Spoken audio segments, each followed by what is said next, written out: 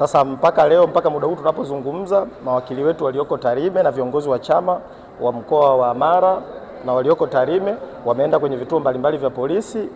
Kifupi, makamu mwenyekiti wa Chadema John Heche hajafika huko Tarime wala Mara. Kwa mpaka sasa hatufahamu kwamba makamu mwenyekiti wa chama John Heche yuko wapi. Sasa sisi kama vijana wa Chadema na kama baraza la vijana tutoe wito kwa jeshi la polisi kwamba kwa sasa dunia ina maendeleo makubwa ya sayansi na teknolojia. Unapochelewa kutoa taarifa ya jambo linalomhusu kiongozi mkubwa wa chama cha siasa kama John Heche, kwa sababu John Heche kwa sisi wengine, maoni yetu ni kwamba ni kiongozi ambaye anaongoza chama ambacho kina wapenzi wengi kuliko chama kingine chochote kwenye taifa hili.